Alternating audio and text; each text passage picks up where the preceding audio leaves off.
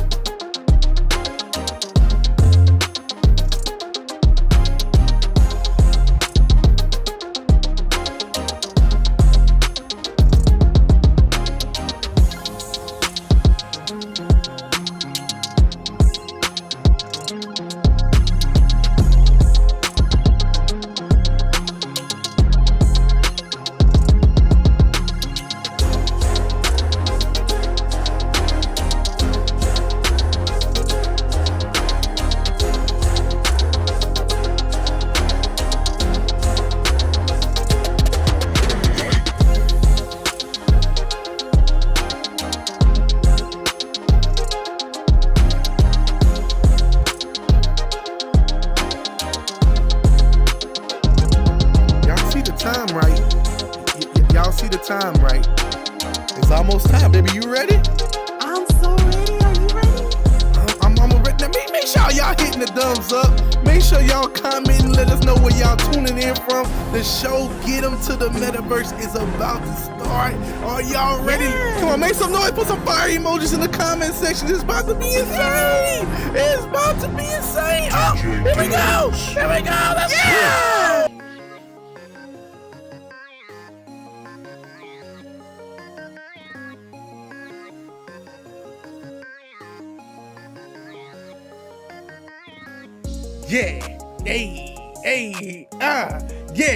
Yeah, yeah, it's called Get 'Em to the Metaverse. You gotta get 'em to the Metaverse. That's Joy. That's Hey, Joy y'all. over Hey, there. y'all. It's me. It's me right here. It's called Get 'Em to the Metaverse. You gotta get 'em to the Metaverse. Let's go. Hey. Hold up. You know how live we get, man. You know how live we gotta be. You know what I'm saying? You gotta catch the vibe and catch the vibe. But first of all, how you feeling, Joy Ray? Hey, everybody. Welcome to another episode of Get 'Em to the Metaverse. We have an amazing guest that we're going to be talking with today, and we have so much to talk about. But first, how are you, Jaden? Yeah. Listen. I'm feeling real good. Yeah. I'm feeling real good. Yeah, because we talking about some VR stuff now. Okay. Yeah, we talking about the XR stuff now. Yeah, you know how I be, man. Welcome to Get 'Em to the Metaverse. Y'all know how we get down with the beautiful Joy Rain and your boy Jay Dunn. And our mission is to help to make the extraordinary metaverse an ordinary part of life. And we're excited today because, it's been a lot. You know what I'm saying? Let me just get my swag on real quick. You know what I'm saying? It's been a lot going on in this space right now. You know what I'm saying? And the vibes feel good today because the special guest we got in the building, you know what I'm saying? I don't even get into it. We ain't gonna talk about it right now because we just want to bring y'all in and get excited about what's about to happen on this episode. You know what I'm saying? Absolutely. But Joy, I don't know. How are you, like, honestly, outside of all this other stuff going on with the podcast, how are you feeling about the XR space right now? It is an exciting time to be in this space. So many things popping off. Get in where you fit in, people. It's time to establish what you are doing because this is the perfect time to get into the XR space. I love that. And I'm going to tag on that. She say, get in where you fit in. Amen. Can I get a witness in the background? Amen. Oh, yes. Okay, amen. Amen. All right, listen, y'all. We not going to play with y'all too much longer because we got a lot to get in and we got a special guest. So you want to get into this week's breaking news? Let's go. All right, let's get into this week's breaking news. Now, I'm excited because it's just so much happening in this VR space. So we're going to start with something really, really cool, and that's related to the Quest 3, all right? So the Quest 3 got some cool new Smart Guardian type vibes happening, right? It was leaked a few days ago on, I think the person on Twitter was Luna, was talking about how in the future, with the Quest 3, there's going to be an ability with the depth sensor and the dual RGB cameras to be able to auto map your Guardian and have it work properly and bring in some cool mixed reality vibes. What you got to say about that, Joy? I'm excited about that. I like the fact that it's not just mapping out the room and blocking out all the objects. It's going to take the objects into consideration and have those, and so you can interact with it. It's going to be a really cool experience to see what you can do in that space. And I know developers are probably going crazy about it, because they'll be able to implement so many different things. Correct. Using that technology. So I'm excited to see. I mean, and also just think about it, because we have the Quest Pros, third face for the no depth sensor. We bought.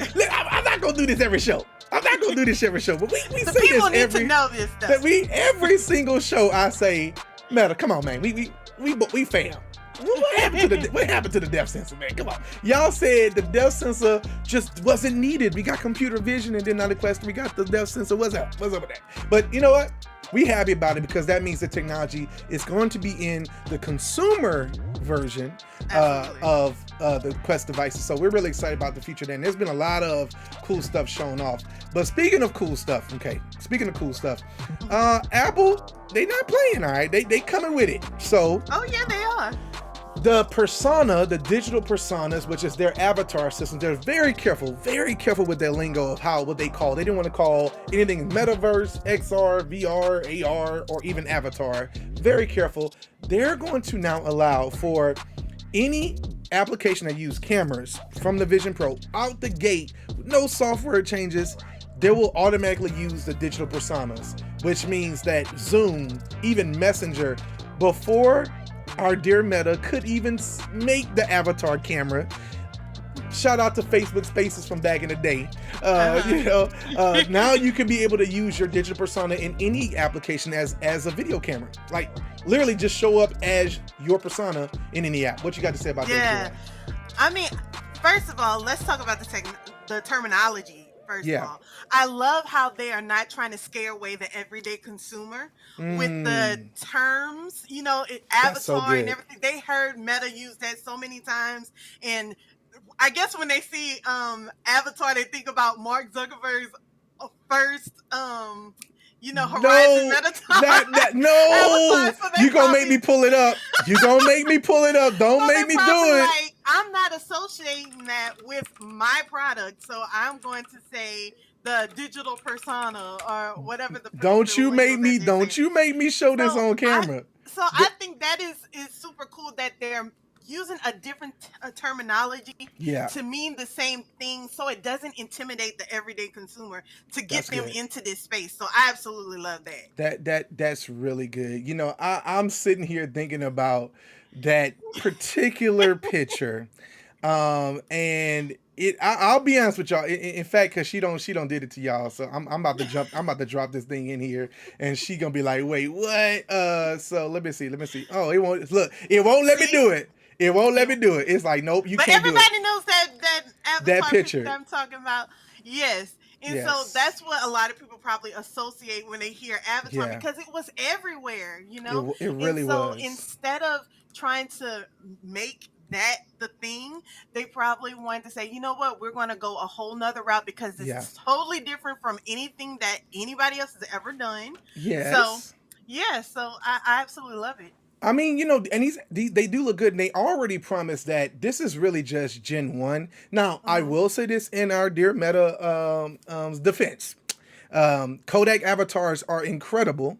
What they showed at Meta Connect 2021 and 2022, and I know they have some avatar systems they showed off with legs and everything coming real soon. And I know there's a bunch of people on that avatar team that are working extremely hard to bring Yeah. that to fruition. So we want it. We're ready. We've been waiting for our legs and Horizon for We not even talking about that. for a little while. For a little while. Well, And we but ready. We ready. game on. That's Game all I on. have to And say. that's Game I on. love what you just said. Game on, because that's what we want. We want competition in this space. It's going to drive so much innovation. It's going to be Yes. really, really good. So speaking of that, uh there was a lot. Okay. If you've been sleeping under a rock, okay, gaming in VR is no longer, people been talking about VR dead. Have you watched the latest showcases? Have you watched the game Right. showcase from Meta? Have you watched the upload VR? They literally had an hour and 40 minutes of game footage from game. Like, So come, much new, it's so much upgraded stuff. So and then new games that are literally dropping updates all the time. One of in fact, the speaker who's coming on today, they just dropped amazing patch for their game. We're gonna talk about that in a little bit, but it's really just the idea that we're just beginning. We're going to Quest 3, which, if I feel like the Quest 3 is the PS2 moment for gaming, for yeah, VR game. I feel like we're about to see some Vice City. Hopefully, Grand Theft Auto is fingers crossed. coming. Maybe Meta, if you're Hopefully. listening, we love you. Please. So no, it's super excited about what's coming. But the Upload VR literally had so many games to show, and they had a lot of gems in there, a lot of really cool games. And we also just got Assassin's Creed Nexus, which was spoke about as well. That's gonna be coming later this year. I'm imagining it's gonna be around the time of Quest 3 launch, holiday season. But it's just so many things happening in this space, and I'm really excited about what the Quest 3 could mean for gaming as well. What do you have to say about I this, think Joy? that is going to be a game changer with the games. I'm looking forward to see what all comes about of it. Let's go. Come on, man! I'm loving your hood style of this today. Oh my She like let go. Okay, let's get it going. I love that. All right, so let's move on to the next thing here. So Meta Quest Plus is a subscription service that's been rumored to be happening. And once again, I'm assuming this could be coming around the Quest 3-ish launch. What do you think Mhm. about this, Joy? You think this is going to be good for the space? I think it could be good for the space. I just want to know more information from it. The people want to know, like, okay, you know how they have some people that don't stay with their subscriptions, and they're like, okay, Yes. well, will all of my games erased? Will That's everything a be really good gone? question. Or, Yeah. the people want to know. So I want to know too. Yeah, I am people. from what we can kind of put together, is gonna be, I think you can get like two games per month. I'm assuming it's gonna be like kind of like the Xbox Game Pass, where you can download the games and keep them as long as you're subscribed, and then when they're done, but what I'm really hoping for is cloud streaming, to where it doesn't actually Ah. install on your system, because here's our problem. We both have 256 gigabyte Quest 2s. Then we also have 256 gigabyte Quest Pros, and they're full to the brim at this point. We've been around since the beginning of Quest. So Yeah. we're like, we don't have no space, and games are getting larger and larger. So Yeah. we're going to have to come up with some system. Either they're going to allow us to start plugging in hard drives straight into this thing. Could you imagine? Oh my gosh. Like, we got the Bobo strap for the Quest 2, right? And you can just put the hard drive in the back. Like, In come the on, come back. on. Well, no, the so- batteries are in the back, so you put the hard drive on on the side, top, so both on the sides. top, okay. And so I put my love on the top, put the hard drive on top. Yeah, okay. Listen, we loose today. I'm but I need it to be 512, a terabyte. I would like to buy a terabyte Quest 3. Make it happen. That's what I want. I want so much space I don't have to delete any games. So when everything I want to play, I'm able to play it. You know what I'm saying? Speaking of playing games, because we're getting into our apps of the week. Joy, we've been busy. We've been busy, and we haven't had a ton of time to jump into games. But I've been busy. Your girl been busy. So forgive me, but I don't have any apps of the week. I will say this. Joy Rain is one of the most hardest working people in XR, period. Not female, period. People, okay? Persons, okay? Human beings in this space. Oh my God. And so I see her every day going after so many cool things that we can't even talk about right now. That's going to be coming later for the channel and things like that. But so I took the liberty to play some games this week. You know, I want to hear all about them. I took the week off to play some games. Well, the first game I played was Quantar, okay? Now, this is Super Smash Brothers. The best way I can explain it. It is literally Super Smash Brothers in VR. Almost down to the science of the different types of heroes that you can get, the environments, the cool items you can throw at one another. It's really cool. And at first I was like, okay, what is this? Let me get into this. I was pleasantly surprised with this one. And we have a review coming up soon on the channel where I'll get into, my true thoughts on the whole entire thing. But man, I really, really enjoyed this game. You can play soccer in it. Okay, it's kind of crazy. You can play soccer, you can play 2 versus 2, and you can also just do an all-out brawl with 4 people. I'm actually impressed they were able to pull this off on the Quest. This was something that was on the Steam store for a little bit, and now it's actually officially on the store. So this is another title I'm really excited to see on the Quest 3. To see have to play that graphically. Oh, listen, and it's free to play. So, holla at your boy. You know what I'm saying? Holla at your boy. Let's get in there. You know what I'm saying? Because Joy Rain is competitive, and I am. and she gonna probably whoop me on it. Oh my gosh. But here's another one for you guys. Listen, I'm big into retro games. This one here is called Neodori Infinity, and it's incredible. This was a game I kept seeing show up on my timeline. I'm following all these VR content creators. They're talking about it, and I saw this, and I was like, okay, this got me in that 16-bit graphics. You got me at 16-bit. Done. Okay, it's done. So I got it in the game, and it's super relaxing. It's an arcade racer, so it's not supposed to be relaxing, but I guess it puts me in the mind of being like in my living room back in the 90s, playing a game like this on the Sega Genesis, and it just really takes me there. So I really, really enjoyed this game. I think it's like $9.99 or $5.99. I can't remember exactly how much it costs. It's really, really good. I definitely recommend this game as well.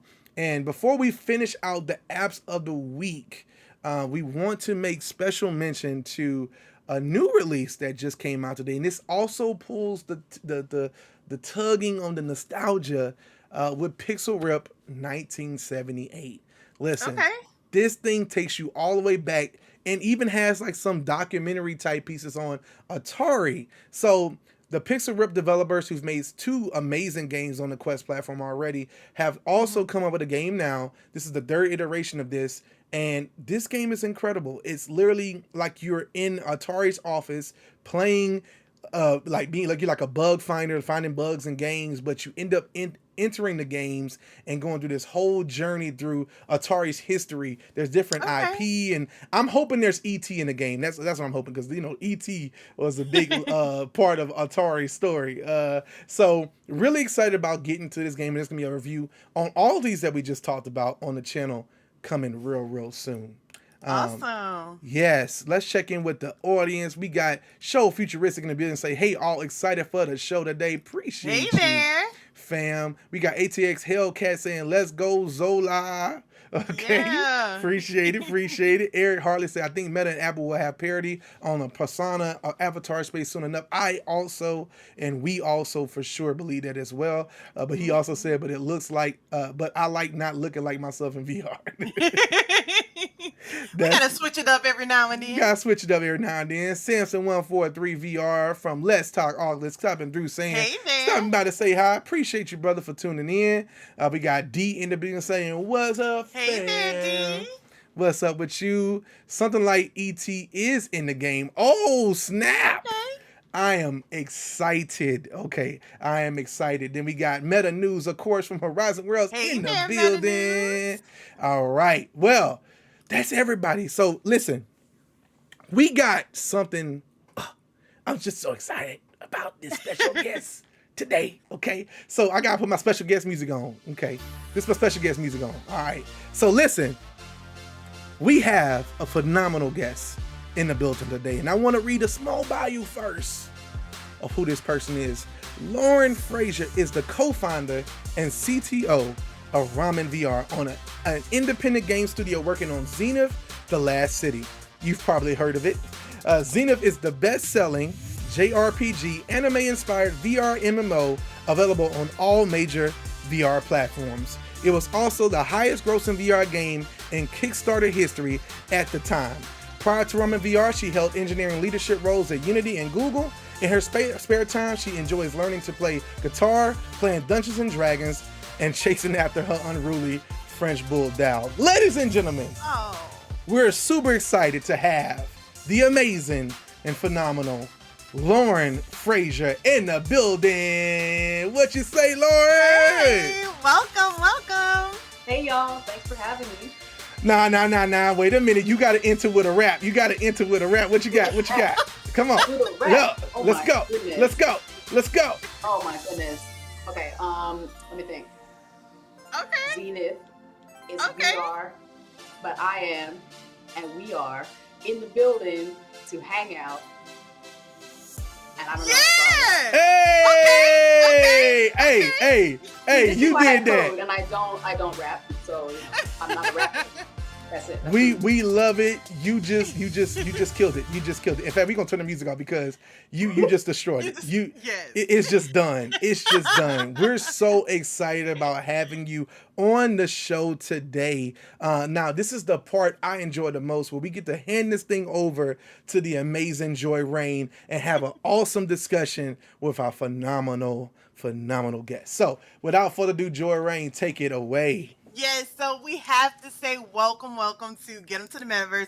And thank you so much for agreeing to speak with us today. And so we're just going to jump right on into it. And we want to know, how and when did you first become interested in VR? Yeah, so I started trying out VR. I tried it once in college, and I have to say, I tried it and I hated it. I was like, Uh-oh. this is the worst. It No, must have been Daydream. It must have been Google Daydream. no, it was. I won't say what it was, but it was pre Daydream. But I was like, Okay. this is crazy. Like, who would ever do this, right? Mhm. So fast forward a couple years later, many years later, I was getting ready to leave Google, and I wanted to get into the gaming space. And so what I ended up doing was finding a program called Oculus Launchpad, and I was like, Mm. people seem to be like talking about this VR thing again, because it kind of goes in cycles, right? It was like Yes. in 2010 Yeah. people talked about it, and then it died, and in 20 whatever this was 17 or something, people talked about it again. So it kind of came back, and Mhm. I was like, all right, let me try it again, and it was like night and day. Wow. So I was hooked. One thing I will say is that I have very bad simulator sickness, and so Mm. rather than stopping playing and just not playing anymore, I kind of took it as a challenge as well to like figure out how I can have fun in this medium, because it looks fun, it feels cool, and I just Yeah. how do I fix this, right? So that became kind of part of my personal mission in VR, as well as kind of the company mission that we have at Ramen VR.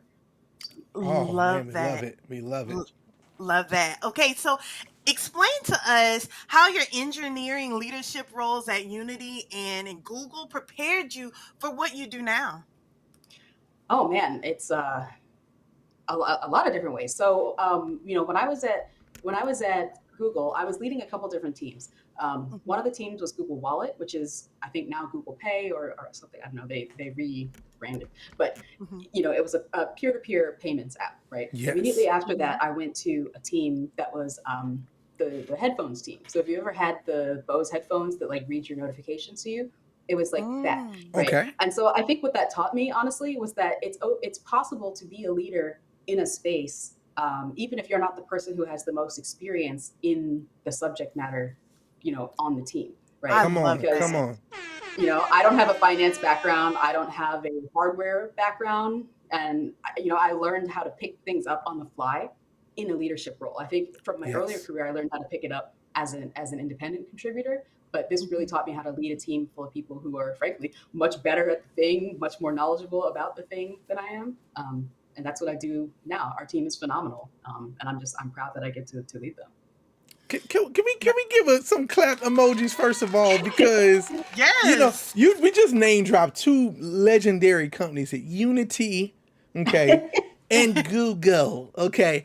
We can't just slide over the fact, Right. let's make sure we understand how big that is. Man, this is great. Let's continue, Joy.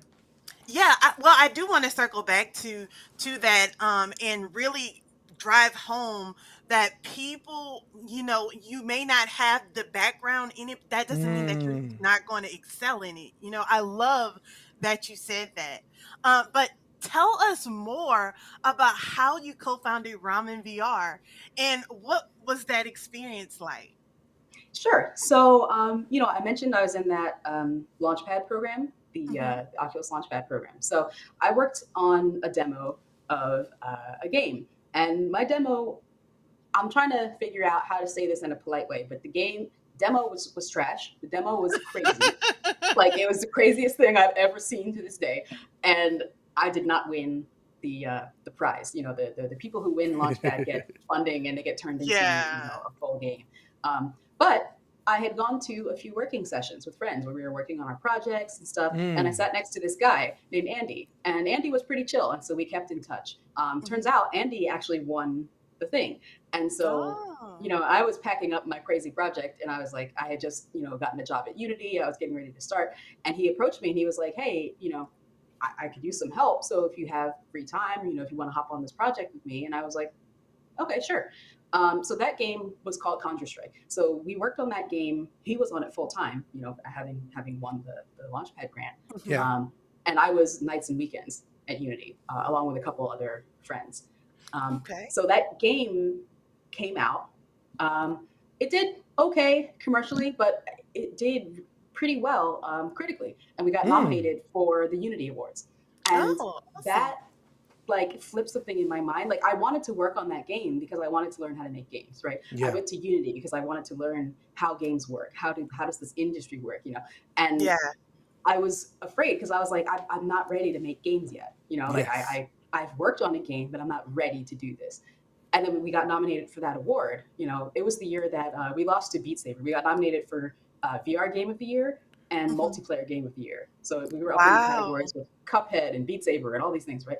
And it just occurred to me. It was like, when you're trying to be a doctor, there's a credential that you have to acquire, right? When you Mm. want to be a Mhm. lawyer, there's a credential that you have to get that proves that Yeah. you can do this. But when it comes to art, nobody is going to like mail you a form that says like, congratulations, you are qualified to make art. That's not how this works, right? Wow. And Mhm. it just kind of occurred to me, this is basically the closest it's going to get is to someone telling me, congratulations, you're qualified to make art, right? Wow. Yeah, yeah. And that just flipped something in my mind, and Mhm. so a few months after that, Andy and I sat down and we talked and we were like, okay, this game did okay, and I wasn't like there for most of it, right? I was nights and weekends.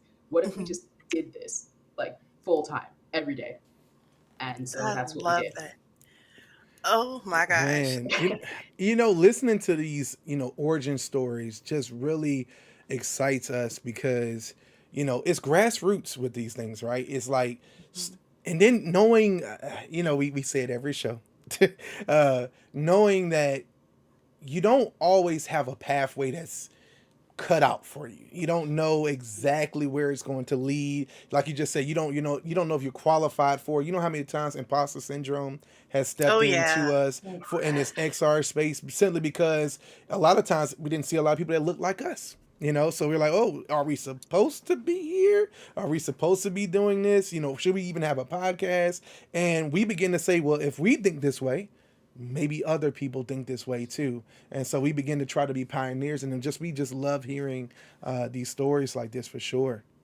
Absolutely. So inspiring, so inspiring. So let's go on to the next question. Um, and we're going to talk about Zenith, the last city.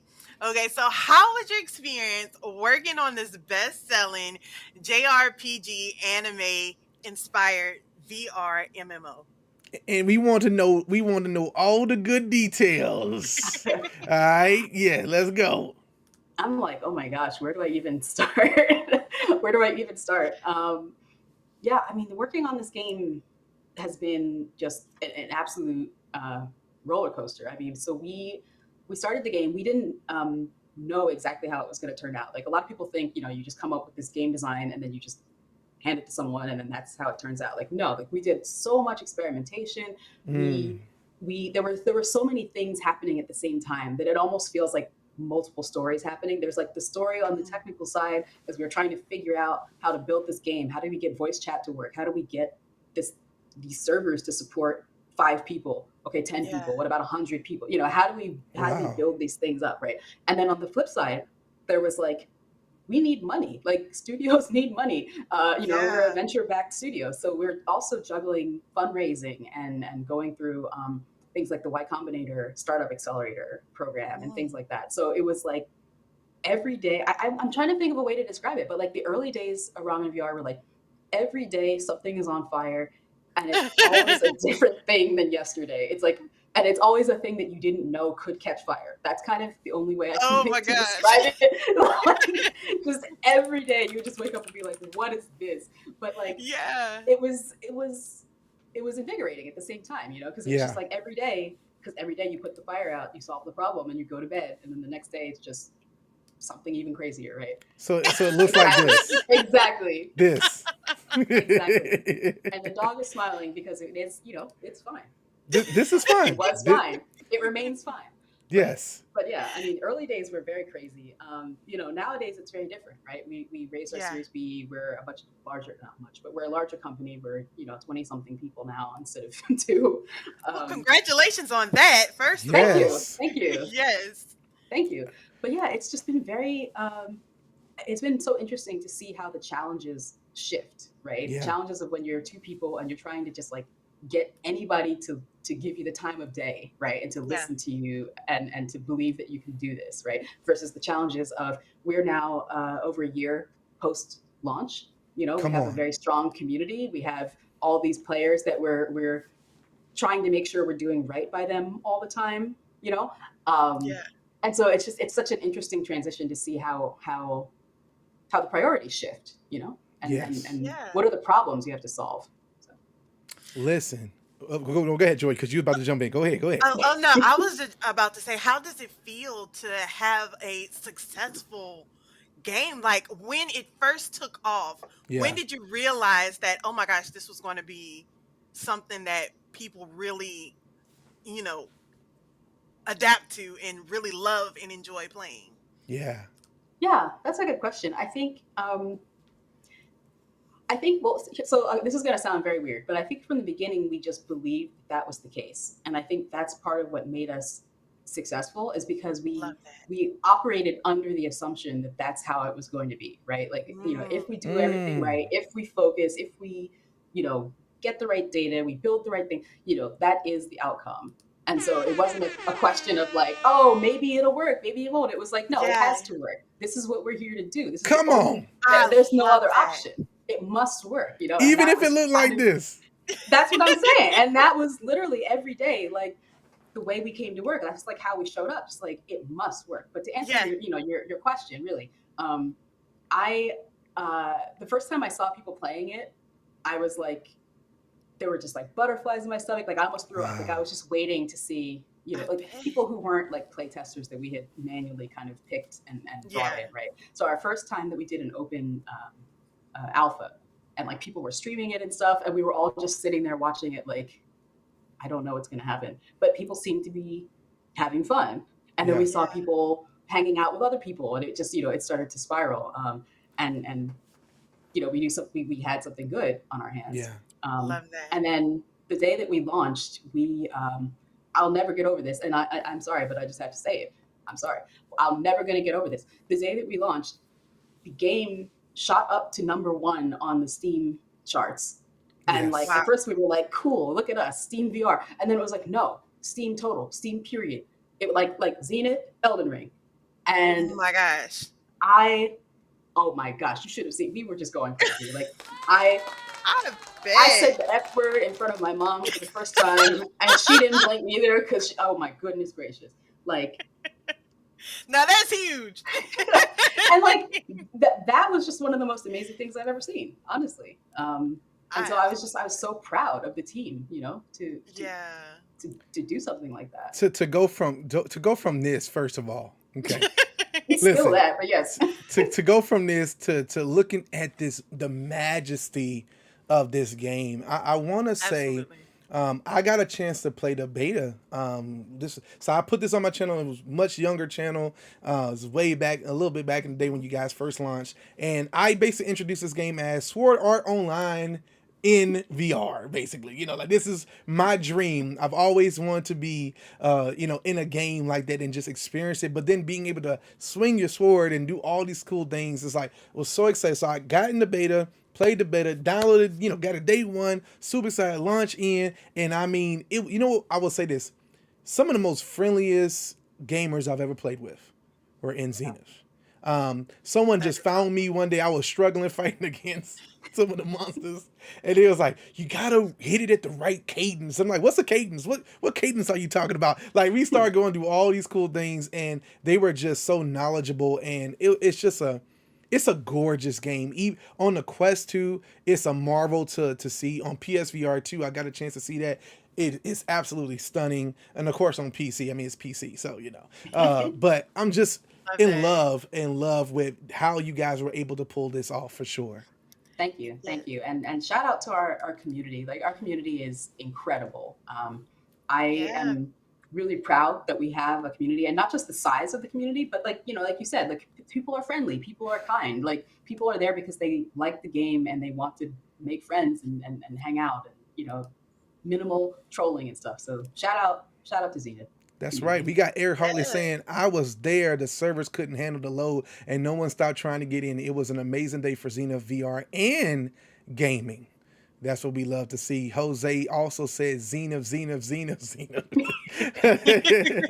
He say loving the show, and he even had a note about, "Yeah, we're supposed to be here. We're always been here. They just pretend that they don't see us." I love that Yep. note as well. And we're going to get to show Futurist's question a little bit later, but let's get back to the questions from Joy Rain. Yeah, okay, so we're moving on. And so the next question that we have is talking about player housing and the PvP and the new Cyber Ninja class in the new Zenith Skyward Summit patch. These changes are completely different, and how much work went into this, like preparing this, and what goes into making these changes like this? That's a great question.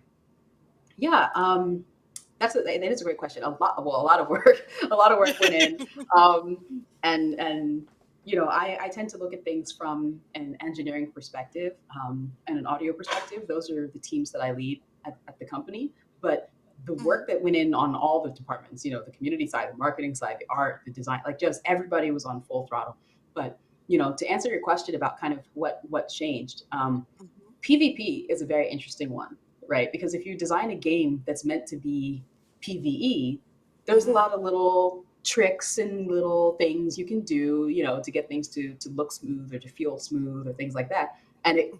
it goes out the window when it's PvP because the person on the other end of the attack is a person too, right? And they see Correct. that it didn't line up or it didn't make sense or whatever. Mhm. And so we had to do a lot of technical work to like redesign how some of these things work under the hood without also changing the way it works in PvE. Because you also don't want to Mm. just pull things out from under people for no reason who have gotten used to playing it, right? And Right. so Very good. Yeah. keeping the PvE how it was, but also managing to get PvP working was a very hard thing technically.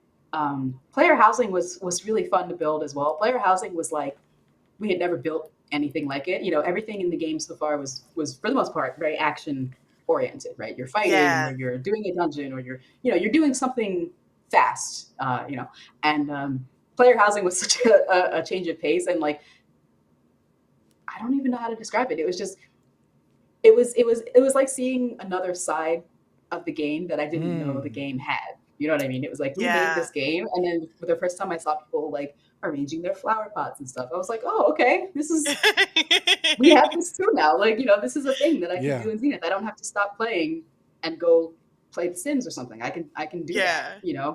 in the game. So Yes. that was really awesome to build as well. Cyber Ninja is super fun. That's what's on the screen right now is some Cyber Ninja footage, and yeah, Cyber Ninja was super super fun to build. We've had the two classes, Essence Mage and Blade Master, since the beginning, and Cyber Ninja was our first class introduction since the launch of the game. Yeah, Love I've that. been waiting on the Cyber Ninja for Oh a my gosh. while, and Oh my gosh. we not no, we understand. Listen, I'm one of those people. We've been gamers our whole life. Me and Joe have been in games our whole lives. We understand it's not as easy as Sonic and Knuckles 3 cartridge can just be added on top of Sonic 2. Like we understand this is a different age, and this is a game that can be broken. This is online. This is player bases. It's a lot to Yeah. it, and then leveling systems, and then also making everything level across all the different classes to make sure one doesn't technically have an advantage over the other, or if they do, it's rock paper scissors Pokemon style thing. So Yes. I understand. I've been excited about this, and I am also excited about getting me enjoying the little house, and we do our thing in there. I I was cannot. super excited about it, and I'm sure, I'm just excited because things like that brings me back to my love for anime, and one of my favorite animes is absolutely Sword Art Online, and they had player housing in that. So it's just like pulling on the heartstrings of all the things I could ever want. And the point that you're putting your VR headset on and being able to go into this Yes. and explore it with friends. There's an amazing guild. I think it's like Wakanda Guild that we found, and they're doing some cool stuff. So it'd be like, man, I'm just excited about stuff like this. Okay, but we'll continue. We'll continue. Yes. So, what cool updates can you talk about that may be coming? Ooh, You can talk about it. I'm Caution. not trying to put you on the spot. If you can't, We then we got you. understand. I don't want to give like a non-answer, like, oh, I can't, but there's not a ton that I can reveal right now. What I will say is that we recently announced that we're changing kind of how we're doing these releases, right? And we're trying to fix things quicker and get things out. So I can't say specifically what might be coming soon, but I can say that we're trying to do a much better job of releasing these consistent updates. So look forward to Awesome. more things faster, more often. So we can get some cool couches, right? We can get some new furniture pack. She's like, I'm like, do we have a couch? I know we have. You know We what I'm have saying? See? do we have a couch? Okay, now I have to go check. See, you know what I'm saying? I'm trying to add. We need a lava lamp in there. We need a couple of things I in there. cannot. But no, it's really incredible. The scale of this game. It can't Yeah. be taken away. This is on a standalone headset. A lot of times when we're talking about from our experience, we're talking about on a standalone headset. Could you imagine this back when you first tried VR? Like I don't think it's impossible. I had the Gear VR back in the day, and my mind was blown off of just doing like a little roller coaster ride and be like, oh, and 3'd off, But now being able to slice and dice and shoot arrows and put plants around my home, and it's really incredible. It's really fun. Eric Hartley said even just climbing, exploring, and gliding alone makes the game worth it, and those are small things in Zenith. Yeah, the gliding mechanic is one of the first things you just want to get into once you get into the game for sure. Love that. Yeah, gliding is actually one of those things. Just a quick anecdote. The gliding is actually one of those things that we originally had. There's two different versions of main ways of gliding. There's the version where you just kind of put your arms out like that, and you just kind of cruise at an Yeah. altitude, and that's basically it. And then there's a sensitive gliding, which is when you put your hands out, but then you can turn kind of like the wings of a plane to kind of swoop down and come up, like more like a bird. And that's the kind of the popular one that people, Did you y'all see see? people zooming Did around y'all and see stuff. that technique she just pulled off just now? Technique. The technique was In killer. my head, it man. was like, I was like, oh yeah, I'm flying right now. I'm just doing this, but Love that. but that this was actually one of those things where we only had the straight line version for a long time, and one of our engineers had this vision for what if it was more dynamic? What if you could swoop down like a bird and come up, and all this stuff. And he just built it, and it was like Incredible. that was it. And That's I amazing. was blown away that like he just showed up one day and he was like, "Hey, I made this. Do you like it?" And I was like, "What do you mean? Like, like are you what?" Yes. Yes. So our team rules. I'm so like proud of that team. Come on, I shout can't. out to the team I again. brag on them Yes. all the Shout out to the time. team. Ramen VR team. I brag on them all the time. Awesome. Absolutely. Now we're going to shift gears a little bit. And I wanted to know, how do you perceive the current state of diversity and inclusion in the VR gaming industry? Hmm. Um. So the current state, I will say, it was interesting that you were earlier. You mentioned something about feeling kind of out of place in the VR industry. There's not a lot of people who look like us in the VR industry, and that's true. But I think for some reason, because of, well, actually, not for some reason, I think that in VR, there's so few people in general that are doing it that it actually felt less daunting than to go into Mm, something like typical mobile development or typical game development where there's decades of basis of people who don't look like you, and then you're Right. trying to break in kind of like right at the very end. It almost felt freeing to go into VR because it was like there's not a lot of people who look like me, but at the end of the day, there's not a lot of people, period, in here. And so, Yeah. this is the time. This is an industry or a sub industry, of tech where there's a chance to kind of build that in from the ground up. And so I'm shout out to y'all for being here. Yeah. Absolutely love that. I think the reason being that yeah. we have asked this question is because we feel that a lot of people are not exposed to this technology Hmm. that may look a little different, and so this is the sole purpose of us, showing that hey, this technology is out there. You can do this too, and so it's so incredible from what you said at the beginning about no background in this and showing people, hey, look, if you have the willingness to learn, Come you on. can do this. And I think that goes into the question that show futuristic was having. Did you want to pull that up, Jay Dunn? Oh, sure, we could do that right now. Let's go. Yeah. So, we were talking a little bit earlier about, how you were able to get in, and maybe you Hmm. don't have all the technical background, but just the know-how, willingness to learn, right? And Show Futuristic said, when you say no background, how open is that? I came from post production, but I've always dreamed of being a creative director in games slash VR. Can one enter with no technical knowledge? I think so. I think so. Absolutely. You know, I speak from the technical perspective because that's the background that I had, right? So that was the way that I was able to get in to the industry. But there's plenty of people who are on the art side of things, who are on the design side, the audio side, pretty much anything but the engineering side of things, um, that come at it without technical background. So I think it's absolutely possible. Um, I think that if you have a passion for VR and you're experienced in VR, that goes a long way because you know what? There's a lot of people who design games who have not really been exposed to VR. And a person who just understands the medium as a consumer has a better Mm, shot a lot of times than some of the people who have been, trained at whatever game design university, but they haven't really done a lot of VR stuff. So awesome. That's awesome. That is a great answer. All right. And so, the show is called Get Them to the Metaverse. How do you get people into the metaverse? yeah, that's a good question. I think games are the way into the metaverse personally. I think you see a lot of people who are doing kind of productivity software or whatever, but I think games are just the way in. um, I think in the last generation of VR there were a lot of things that were like the way is just like sandbox, right? Like it's going to be a giant sandbox and people are going to come in and build whatever they want. And I think that like what you're describing is like Home Depot. Like that's not a game. Like I don't know what I want to build. I want to see something. I want to try something. Like VR was too Yeah. young for that.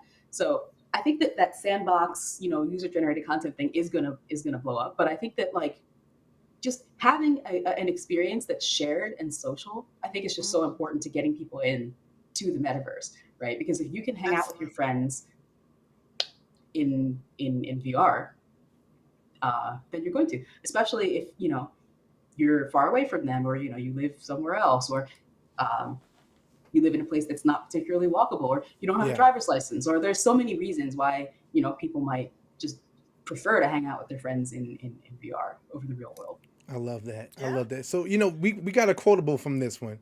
Stop treating VR like Home Depot. Treat it more like GameStop and get them up, get them some game. That's the quotable for this. That's the quote. No, VR is not Home Depot. We not Yep. asking you to build anything. Just come into GameStop and get the game you want. Yep. Love it's that. it's really important. And then there's games like Zenith. I think if you're a Final Fantasy fan, if you're big into anything that has a storyline and depth, if you're an MMO fan, going all the way back to even World of Warcraft, all these different things where you're leveling up systems, different classes, different branches to these things, this is the game you want to get into. And it has so many hours of leveling up that you're grinding. I know this is the thing. I want to say this. Let me say this, Joy. Let me say this. Go A lot ahead. of people don't respect the grind. All right. Uh, Quoted by the the great Hearted great West. Hardy West. He like a lot of people don't respect the grind, and to us, back in the day, playing games on Sega Genesis, Super Nintendo, you had to grind. Even playing on your Game Boy Advance, you had to grind. You playing anything in that time frame, the PlayStation, like you had to grind. I think a lot of times we could be a little bit it's like games have become easier. You get on the Switch and you play a Mario game now versus playing like Mario 64 from back in the day. It's a Listen, you had to be total. dedicated because you didn't have that save button, You didn't and have the you had to keep it save on. button. You Listen, had to be dedicated to the cause. you would cry. My mama unplugged my Sega Genesis one time, and I was on the last level of Sonic 2. I was about to beat Dr. Robotnik, and she just unplugged it. And I'm like, Mama, you don't understand. Oh, She's like, that's you the can play it hurt. later. You can get back later. I was like, That's I the was so hurt. Mama, if you're watching, you really, really hurt me. But no, I just love the fact that at this point in gaming, we're able to go into a headset, communicate and socialize with others, and play a multiplayer online game in a headset, and Yeah, really be like just pushed and brought into a whole new world. It's absolutely incredible. it I is. hope to see these headsets get cheaper as well, because I think that's a Come big on. question. That's a big thing for me as well, right? If you think about equity, right? Like Yes. people who used to play on PC, you had to have the money to have this giant, crazy PC rig and the money to go out and buy Hmm. this $1,000 headset on top of it. And so I think standalone VR and things like that, like we're seeing things get to be cheaper and more accessible. So I think that's super important as well. So Oh I gotta yeah. ask the question. I'm gonna put it on me. Okay. You put it on me. I have to ask a question. Uh-oh. Would you strap a hard drive to your Quest 2 if they allowed you? I just want to know. I just want to know. I just want to know. um, Oh my gosh. I'm gonna say yes. I would actually. Yes, I would. I don't know where. That's what I'm talking about. Maybe That's what like I'm talking about. it would be okay. You need two, like Princess Leia hard drives, so Right. then you That have you have it's to do it on the balanced. side. Yep, See, yep. I'll do it. we winning on this podcast right now. We are winning. That I am excited. Any excitement around the Quest 3 in specific that you want to talk about? Do you think graphically? I know there's a lot of stuff that can't be said at the moment, but I've been hearing that graphically it's like double the power of the current Quest 2. And that should mean that World should have better draw distance and possibly better graphics. Do you have anything you want to say about that? Um, I'm excited for it. I don't have any specifics I can really reveal kind of around our plans for it. But no, I mean, I'm absolutely excited. I think, performance is always a top of mind issue for Zenith just because the game is so big and there's so much happening and it's running on a Snapdragon chip.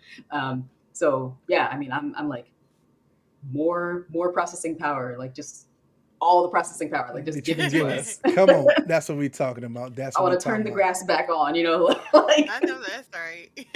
because we had to turn it off. Grass was too much for us in standalone. So See, we need the grass. We need to touch grass virtually, as well as in real life. Amen.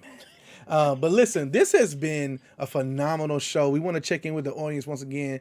Price notwithstanding, Chauffeur Richard said, price notwithstanding, what do you think about the Apple Vision Pro, especially considering your take on social being the entryway to VR? Good question. yeah.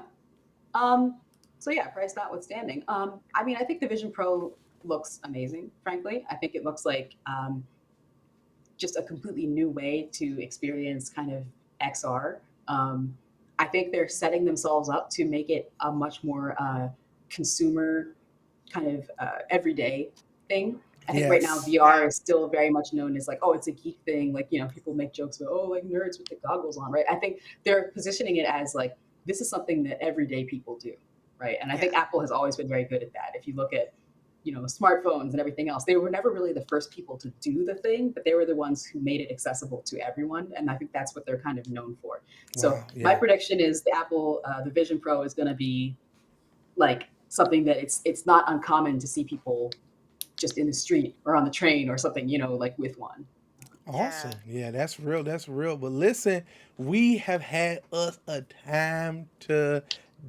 Okay. Yes. I am like y'all put some emojis in the comment section. Let us know that you've been enjoying the show and our amazing guest, Lauren. Lauren, we want to give you the opportunity real quick to plug anything you want to plug in this moment before we get off the air. And shout out your team. Okay, I was going to say, the number one thing I want to shout out is the team. I want to shout out the Ramen VR team. I want to shout out the Zenith community. I do want to shout out the latest update, like you mentioned, the Skyward Summit came out. But yeah, if you're looking for Zenith, we're on everything. We're on Quest and Rift and Steam and PlayStation 1 and 2 and everything under the sun. So Come on. I love that. It's you guys just got to get the game. You just got to get in it. You just got to load in. In fact, we got I think we got a game key to give away. So what we're going to do in the comment section, we need you to say, let us know what you think about Zenith, what you thought about the show. And we're going to pick randomly from those people to see who gets this amazing game key. That's right. And you have to make sure that you are subscribed and also gave a thumbs up on the video. You better. I love it. That's why I love this woman, y'all. That's why I love this woman. Joy, what do you got to say to the people before we go? Y'all, we have had an amazing time today. Again, thank you so much, Lauren, for coming and hang out with us and giving us all this information and sharing with us this amazing creation. And shout out to the Ramen VR team again. But Jay Dunn, how are you feeling about this show that we just had? Because it's been phenomenal to me. I feel amazing. I feel good. I'm going to go build me a little home and have me some pleasantries and have you over for tea. It's going to be incredible. But listen, no, this show has been phenomenal. Once again, thanks so much again to our phenomenal guest, Lauren, for being a part of Get 'em to the Metaverse. And Joy, you a phenomenal day as well. I got to give you some hand claps as well. You know what I'm saying? And of course, to our phenomenal audience who is tuning in. We got Eric Hartley with the emoji saying party time. It was fun. Awesome. And orange carrot smoothies are on me. No, thank you. Okay. I'm guessing. I'm thinking that's in the game. I think you're trying to give us some game. You know what I'm saying? That's what I'm talking about. Amazing team and amazing game. First $30 game purchase, no regrets. I love that. That show, futuristic. Well, listen, ladies and gentlemen, this has been Get 'em to the Metaverse. And until next week, because we got another amazing show coming for you guys, we will see you next time. Peace. Bye, y'all.